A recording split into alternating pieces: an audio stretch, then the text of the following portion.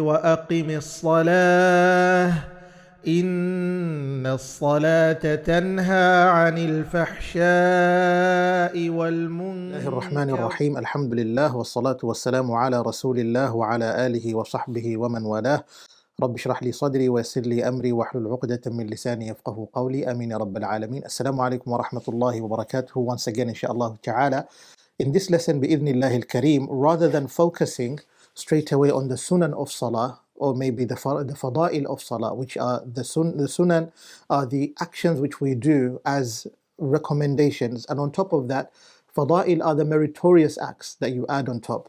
Lakin if you look at the darajat, when it comes to the hierarchy, you notice that fara'id come first, and then we have the sunan, and then we have the fada'il. So the sunan literally perfect your salah even more, to a level where if you are to miss a sunnah or maybe three sunnahs, it depends on which sunnah you miss, but actually a sunnah in itself, ammatan, if we just put it that way, you notice you have to go for sujood al-sahw. Like when it comes to a fada'il, a fadilah mathalan, which is also known to be a mandub of salah, because a mandub is lower than a sunnah, what do you end up realizing is that if you miss one or maybe two, you are forgiven. But when you miss three, then you have to go sujood al-sahw, or you might lead your salah to become batil. But before that, we have to look into some of the issues which relate to the parts where if you are to violate, it will invalidate your salah. تَصِيرُ صَلَاتُكَ بَاطِلًا. Your salah will become invalidated straight away. And you notice they are related to what? The fara'id of salah. So it's really important that we cover them now, so you may be aware before you even go further, inshallah ta'ala. And to begin with, bi'idhnillah, you notice that the first one is an-niyyah. As mentioned in the previous class, we mentioned that an-niyyah, it has its own kayfiyah of bringing it forth while you want to begin your prayer, to commence your prayer, number one. But far and beyond, you notice that the most important part is what? Is that when do you bring the niyyah? When does the niyyah become present, and when does it have to be available at the time? So we said that among the shurut of niyyah is that you pronounce it before the takbirah, lakin al-fawat al-yasir, that little delay between the niyyah and the takbiratul ihram, it is acceptable and it can be forgiven, is overlooked. Lakin how long do we regard as al-fawat al-yasir? How do we call the short time that you, the delay in between, very short time? As we said, mathalan, you've entered the masjid and then you have your wudu and you want to enter into salah. While you're walking to the saf, you notice that when you want to make the line, you're like 1 second away, 2 seconds away, or maybe 5 seconds away, and you've already made your intention knowing that you want to pray that salah which you're praying with the imam. And then by the time you reach to the line, you do what? You say Allahu Akbar and you begin your salah, inshallah ta'ala. That's al-fawatul yasir. Or mathalan, for example, you're at home and then you're on your sofa and you want to get your family ready. By the time people line up, maybe it might take about 10 seconds, and you've made your intention as the imam or maybe ma'moom, as the one who's being led on the salah. What you do is that you've made the intention, and when the imam says Allahu Akbar, you do what? You follow along saying Allahu Akbar on the takbiratul ihram. Lakin what you need to bear in mind is an-niyyatu taftaqiru ila at-ta'yin. Niyyah, it requires to be specified. If the imam is leading Salatul Asr mathalan, and you do not specify your niyyah for Salatul Asr, and you're saying my niyyah is the niyyah of the imam, that is not accepted. You know exactly, while you're in salah, you have to identify what salah you are praying. You have to specify it, you have to identify it, otherwise your salah would not be accepted. Lakin mathalan, if you are a ma'moom behind an imam and then you're asked with what intention you prayed, you would say, generally I prayed with the intention of a ma'moom. Okay? But there are rules that you need to follow as well. For the imam, he has his own requirements.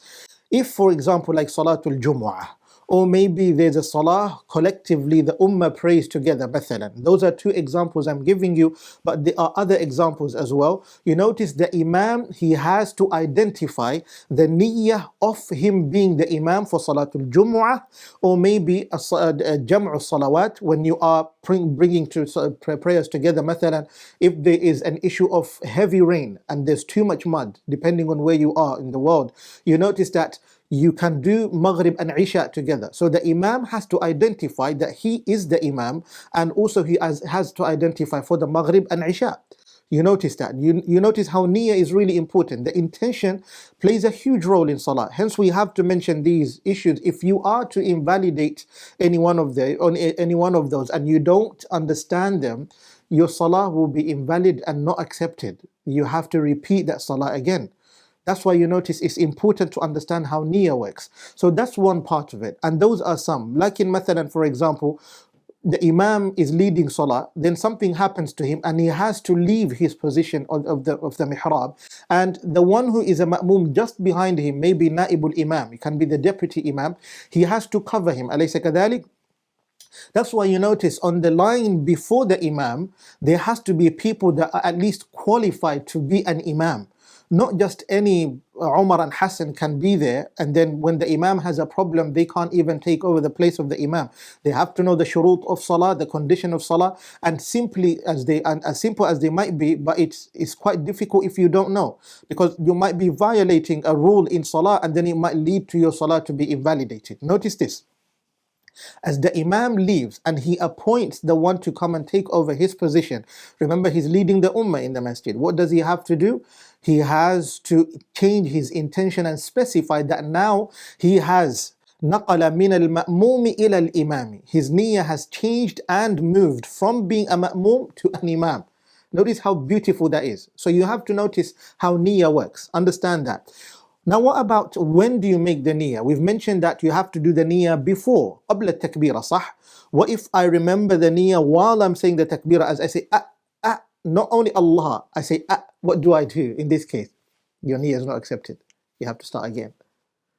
It's amazing how the madhab has literally broken down each one of these issues. And you notice that if you read the Hashiyah of As-Safti, which is literally the explanation of the explanation, basically the encyclopedia of Al-Ashmawiyya, what we are going through right now, it beautifully explains to you these. And what I'm just explaining to you is the tip of the iceberg.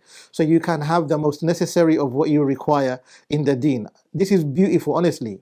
Al-ilmu nurun yaqdhifuhu Allahu fi qalbi imri'in. Al-ilmu, knowledge, is literally a light that Allah subhanahu wa ta'ala, He places it in the heart of a person. Bear that in mind. And when you find the beauty of what you are learning and what you are teaching, Allah subhanahu wa ta'ala has given you that blessing. And I'm telling you, as you are going through this, I believe perhaps you're enjoying it, you're loving it, you're learning from it. And I ask Allah subhanahu wa ta'ala to reward you immensely and also increase the love of knowledge in your heart and instill it in your heart and mind so that you seek it even more. Subhanallah. So that's niyyah. How about takbirah? What's the other one? It's takbiratul ihram. Now, mathalan, for example, a new Muslim just became a Muslim, صح? Or maybe a Muslim is a Muslim, but then perhaps they are mute, they can't talk. Because of this reason, their takbirah is overlooked. They enter into salah with the intention of salah. Lakin if a person literally has a problem with their tongue perhaps is cut, or maybe they have an issue, they have a swelled tongue, what do? In this case, what they do is they try to pronounce the takbirah as Allahu Akbar according to how it is. You do not change.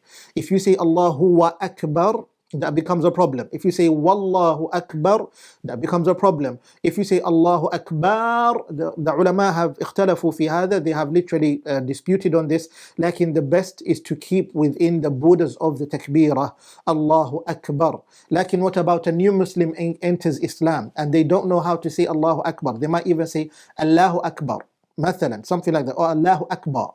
Depending on that person, how they utter the takbirah, what do you notice? In this case, they have to try their best to bring in the best of what they could. This is the issue of the takbirah. Lakin at the same time, you cannot say Allahu Akbar. You literally cause a delay between Allahu and Akbar. You don't do that. You don't split the word. The takbirah, you have to utter it together. Now, many you notice that they enter salah and they're like that. They haven't even uttered the takbirah, and they literally utter the takbirah. What do? They utter the takbirah from their hearts. Actually, the takbirah has to be uttered by the tongue and the lips. وَالْعُلَمَاءُ يَقُولُونَ هَذَا بِالصَّرَاحَةِ. They say that بِحَرَكَةِ اللِّسَانِ and this in Ibn Turki in Al-Jawahir al-Zakiyah, he explained this clearly. He mentions what? While he's providing the sharh, he says that clearly when you are reading it, it's with the harakatil lisani, and this explains for the Fatiha and the takbirah. And we're going to come to the Fatiha. وَيُسْتَحَبُّ الْجَهْرُ بِهَا. Uttering it that you can hear it is better than uttering it silently where you cannot hear it. So if you are behind the Imam and the Imam says Allahu Akbar, it's best and recommended, highly recommended, that you do what? You mention Allahu Akbar to a level where you can hear your own voice. You have to understand that. Now that is when it comes to the takbirah, inshaAllah ta'ala. Lakin many of who are they are suffering from when it comes to salah are the Muslims who have just embraced Islam, or the Muslims who they have embraced Islam but they do not come from a culture of studying perhaps, or maybe where they are they lack anything related to salah, or maybe education that teaches them about their deen, about their ibadah. They don't have any of this around them, and this becomes a huge issue in their lives. These Muslims or brothers and sisters that we have, how do they read or recite the Fatiha in this case? We notice that if you come in salah without the recitation of the Fatiha, by default, what happened? Your salah is batilah. Your salah is batilah, invalidated and not accepted immediately. That's a given, isn't it? And you notice what's far more important is this issue. What if this man or woman, this brother or sister has just embraced Islam and they have no one to educate them, and they have no means to even learn the Fatiha, because in the city where they are, there is no way to find a alim, no a sheikh, no an imam, or maybe a regular Muslim that knows how to recite the Fatiha to teach them. What do they do in this case?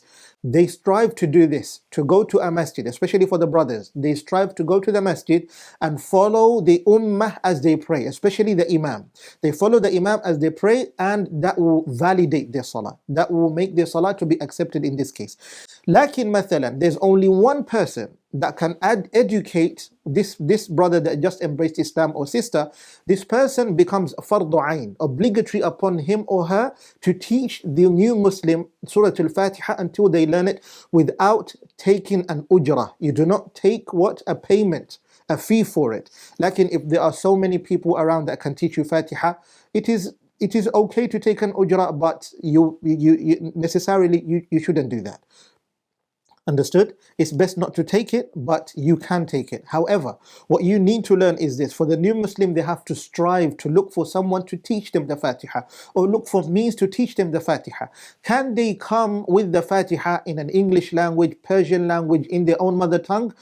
In the madhab, no. According to our madhab and the Shafi'iyah, especially the Shafi'iyah, they're very strict. We can at least a little bit tolerate a person if they don't have the perfect tajweed, but at least they can come with the Fatiha arranged properly and recited that is well understood according to how it is in the Quran. Like in the Shafi'iyah, they're very strict that if your tajweed has an issue in your whole salah, your salah might even be invalid. Regard that. Like in the Hanafi school of thought, you notice that there is a qawl which khilafan lil-Ahnaf, you notice that we provide that the Ahnaf, they say that in one of their opinions, you can recite the Fatiha in another language other than the Arabic language, as according to how it has been revealed, if the situation necessitates that. Lakin al-asahhu min al-kull, which I incline to the most, because it's the madhab that I've loved and the madhab that I follow, and far and beyond which I see where the sawab is, it's best that you do what? You keep the Fatiha with the language of what Allah subhanahu wa ta'ala revealed it upon. And that's the language of Arabic. We all know that. It's the Arabic language specifically. And if this person does not find a masjid, or maybe salah has finished and there is no way that they can find an imam that can lead them, number one. Number two, this person literally wants to pray and there is no way that they can find someone to teach them Fatiha, and there is no any means for them to even have someone to show them how to do the salah in and out. First of all, if they know that they are the ups and the downs, the ruku' and the sujood, the formality of salah, what happened is that al-Fatiha tasqutu anhum, the Fatiha is forgiven. and overlooked, they have to pray. And when they say Allahu Akbar, they have to stand on a period as if they have recited the Fatiha and a short surah before they even go to ruku'. Now that's related to the Fatiha. There's an issue related to now when it comes to doing the Takbiratul Ihram and also standing for the Fatiha. This is a very critical issue, and you notice that majority of the brothers and sisters that enter the masjid, what they do is that, or maybe someone who is a little bit old and they age yet, or maybe their health does not necessitate for them to sit down, but because they have an option of sitting down, they fill the entire line with chairs. And that's pretty scary actually, because what it does is that you notice someone sits down, and I've seen this a lot. Someone will sit down for the takbirah, or maybe they will stand up for the takbirah, and for the Fatiha they might stand up, but for the surah they will sit down. Or maybe they will stand up for the takbirah and then they will sit down for the Fatiha. Or they will sit down for both the Fatiha and the takbirah, but this is the critical part. This is exactly what happens. When it comes to the ruku', they stand up. Now, from among the makruhat, which might even lead to the mubtilatul salah, is al-harakatul kathira fi salah. A lot of movement in salah, which according to the urf, it is known to be movement which might lead someone to think that perhaps you're not praying. Listen to that carefully. Too much movement to a level way that it might lead someone to think that you're not even praying. And that's very critical in your salah. That might lead, it's quite dangerous. It might lead your salah to become invalidated. So what you do is that when it comes to standing and sitting, there's a hierarchy of which you should follow. There are those which are wajib, which is a must, you have to follow. To the Maliki madhab, there is no difference between a fard and a wajib. They're at the same level. Lakin when it comes to the ahnaf, when it comes to fard, it's different and wajib is different. That's different. That's how they look at it when it comes to these terminologies. Al-fardu a'la min al-wajib. Lakin في المذهب في مذهبنا, you notice that al-fardu wal-wajib نفس الشيء. It's the same thing. So what happens when it comes to the tartib, to the order of standing and sitting? If you find that it's difficult for you to stand straight, what do? You stand by leaning. You can't stand independently, you lean towards something, because what it means is you try your best to stand. If you cannot stand at all, then the next of what you follow of the step, you sit down. But you sit down independently without leaning on anything. And if you notice that you cannot sit down independently, then you can lean.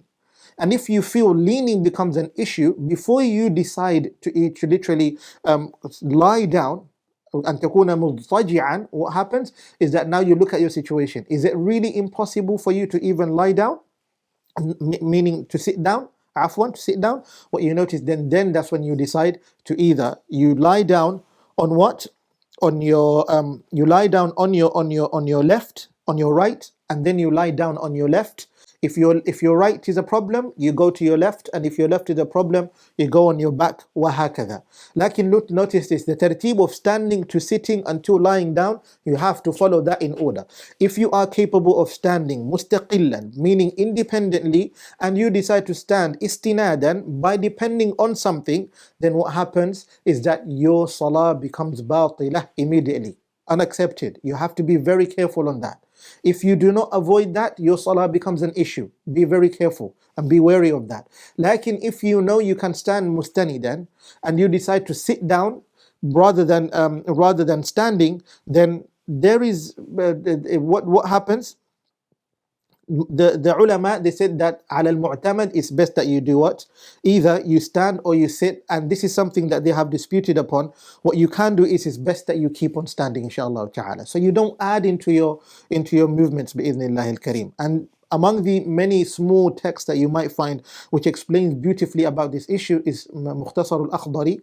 Al-Imam al-Akhdari rahmatullahi alayhi provides a lot about this. لذلك يقولون العلماء ushu ala al-akhdari, you do sajdatul sahaw, which is for forgetfulness, prostration, according to al-Akhdari, how he explained it, because he perfectly explained it. And then tawadda ala risala, you do your wudu according to Risalat ibn Abi Zayd al-Qayrawani, wa hujja ala ibn Ashir, and then you do what? Hajj according to Ibn Ashir, because he had a perfect explanation.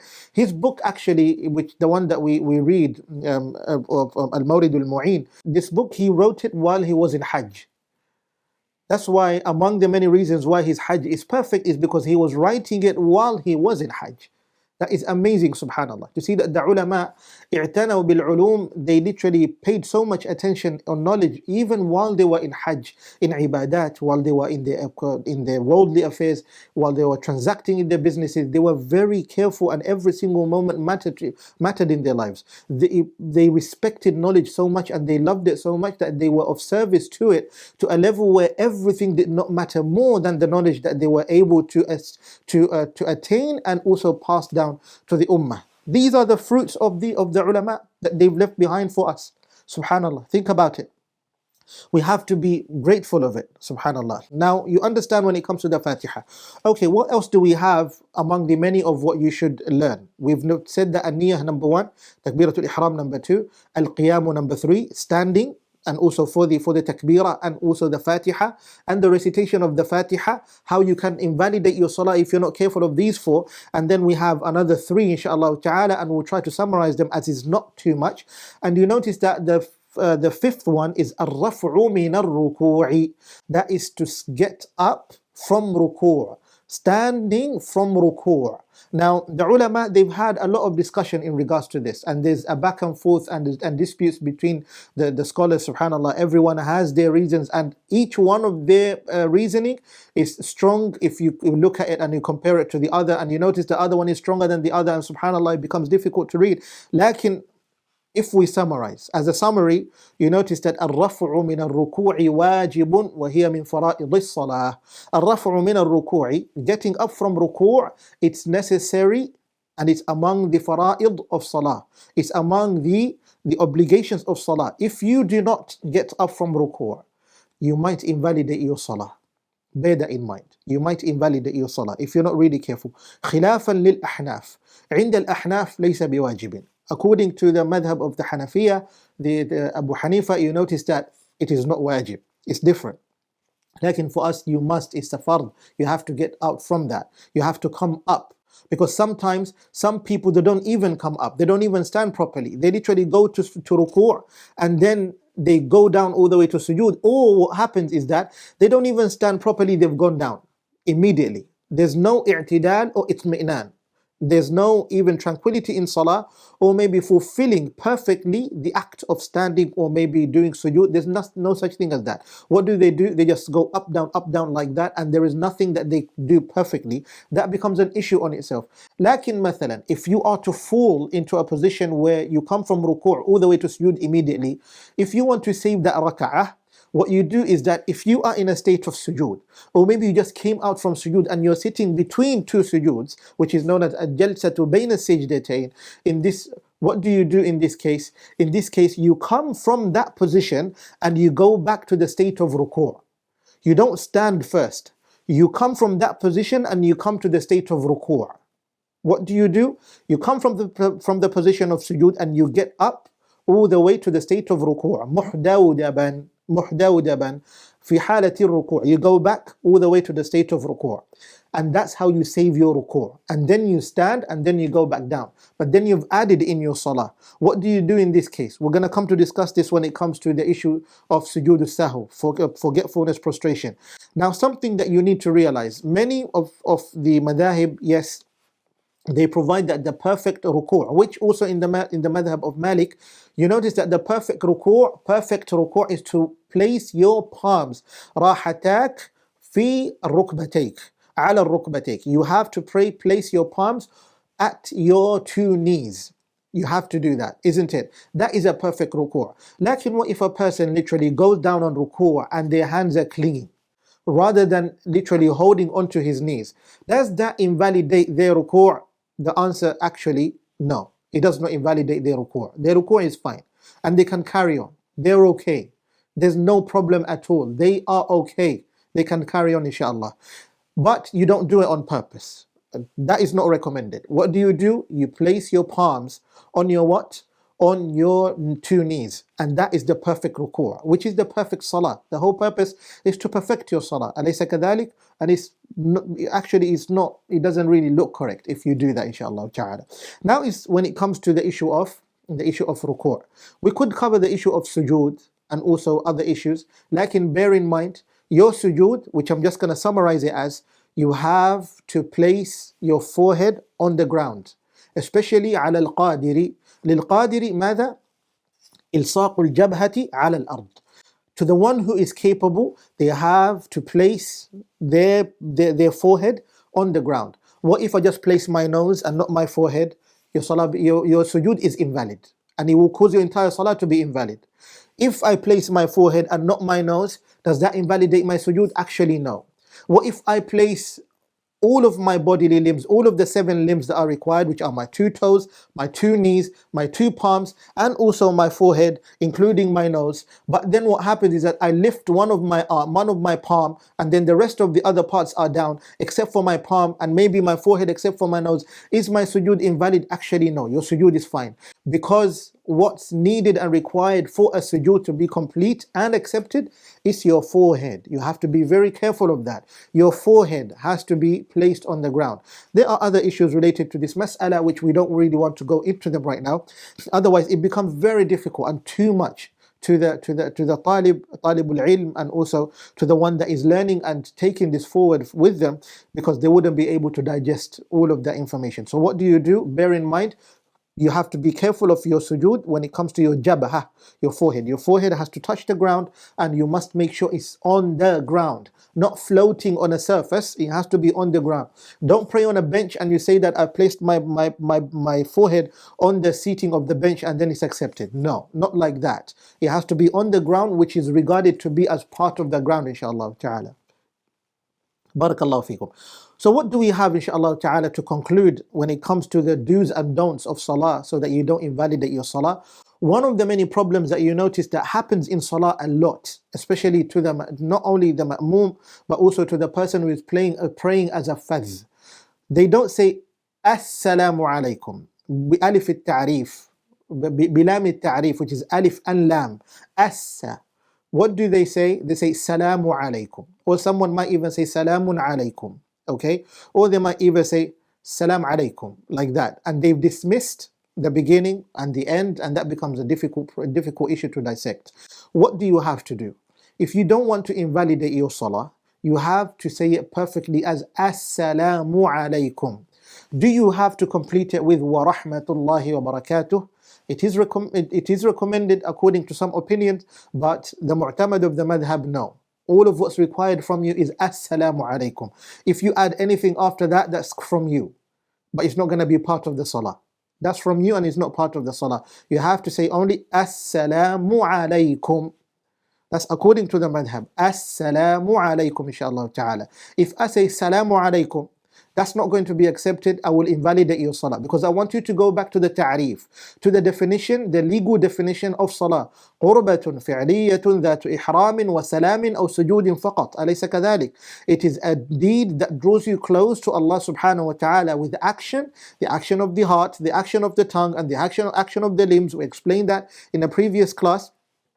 But far and beyond, you notice that ذات إحرام, that within it, it contains an ihram. All of the salawat contain ihram, but at the same time, which is the takbirah itself, at the same time, the salam. So what if you are to ruin your perfect salam that is required from you, and you notice that every single salah, it تفتقر إلى ماذا؟ إلى السلام. It requires a sahih salam.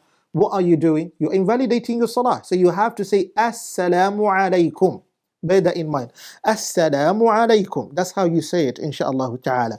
Do you have to make intention for you to say Assalamu alaikum? In this case, no. Intention is not required from you to say, I'm intending to get out of salah, so I would say Assalamu alaikum. It's time to get out of salah. No. Not in this case. Like in entering salah, you must intend what salah you are praying, and what current, is it a current salah or is it a previous salah, and are you a ma'moom or are you an imam, depending on when you have to do that, inshallah ta'ala, according to what you've learnt.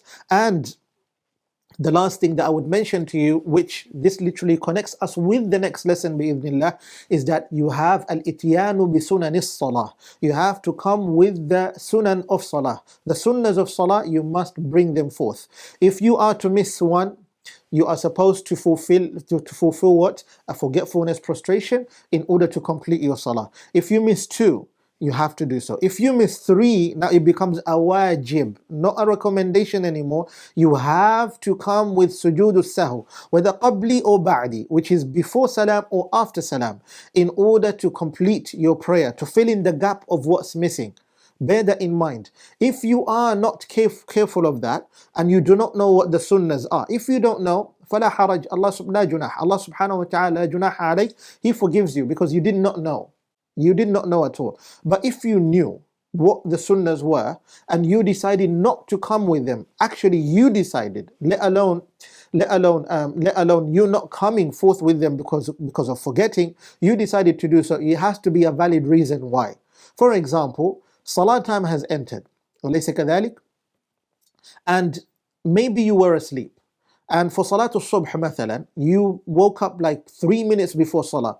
And you notice that in those 3 minutes, you can go do wudu for at least 2 minutes, and you have 1 minute to catch at least 1 raka'ah in the time before the time ends, because you need only 1 raka'ah to catch a salah, according to the madhab. Other madhahib might provide that you have to catch the salam at least at the very end of time, you have caught the salah. Lakin in the madhab of Malik, which look at how easy it is, subhanallah, lakin there are other parts where you notice that the madhab is quite shadid, basically quite strict on certain issues, but also on certain issues is sahl, it's quite easy and easy going on certain issues. And it is the beauty of the madhab. Look at the 21st century, the world that we live in today, the modern age. The madhab that literally brings the entire ummah together easily is the Maliki school. That's how I look at it. And the ulama have proved this. Even our mashayikh, they prove this. The Maliki madhab is the madhab that literally brings the ummah today despite the situation they're in right now. The turmoil, the problems, the calamities they are facing, and also the difficulties of applying the Islam in their lives. The madhab and the fiqh of Malik is the madhab that literally makes life easier for many of us, because there are certain issues that you might learn in the future, inshaAllah ta'ala. You notice that the madhab is the easiest, that allows you to flow, subhanallah, and to look at this deen according to the hadith of Rasulullah sallallahu alaihi wasallam. Inna ad-deena yusrun wa lan yushad ad-deena ahadun illa ghalabah. Bear that in mind. Indeed, this deen is so easy, and it's never been difficult for someone except for that they've made it hard for themselves. Or perhaps it became difficult in themselves because something is wrong within them. Because this deen is not hard. Bear that in mind. What it wants is to solve your issues, not to bring you problems. And you notice that from among the many things that you need to know, mathalan, as we said in Salah, if for example you have that 1 minute to catch a raka'ah, you might be forgiven while doing wudu of the sunan of wudu, mathalan. You don't have to bring forth the sunan of wudu, you only bring in the fara'id of wudu. What about salah? You bring in the fara'id of salah only, so that you can catch the raka'ah, you can catch the salah, because catching the salah on time is far more important than fulfilling every single part of what's needed. Bear that in mind, because there is a darura here. Like if you purposely do so to let go of a sunnah because of the situation and lack of any reason, then that becomes a problem. You must fulfill your sujood sahu, whether ba'di or qabli, before salam or after salam, and it becomes quite of an issue. So be very careful of that.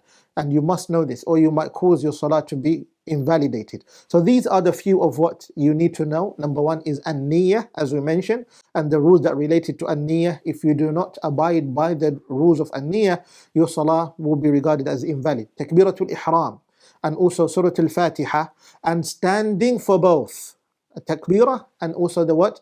Recitation of the Fatiha, and then also ar-raf'u min ar-ruku'i, which is coming back from ruku', and uttering the salam perfectly, assalamu alaykum, and coming with the sunan of salah. Bear that in mind. And these apply both for the fadh and also the imam, or the ma'mum, the fadh who is praying alone, or the ma'mum who is being led by the imam, or the imam, according to how the level that you are at the time when you're praying. Either you're an imam, or you're ma'mum following the imam, or maybe you're praying alone, inshaAllah ta'ala. So bear in mind, in our next lesson we're going to be looking at the sunan of salah, and also the fada'il of salah, the meritorious acts of salah, and we'll try to speed up a little bit so that we can cover all of what is necessary bi'idhnillahi al-kareem, so you can understand how salah works, inshaAllah ta'ala. I'll see you in the next lesson. Wa sallallahu wa sallam wa baraka ala nabiyyina Muhammad wa ala alihi wa sahbihi ajma'in.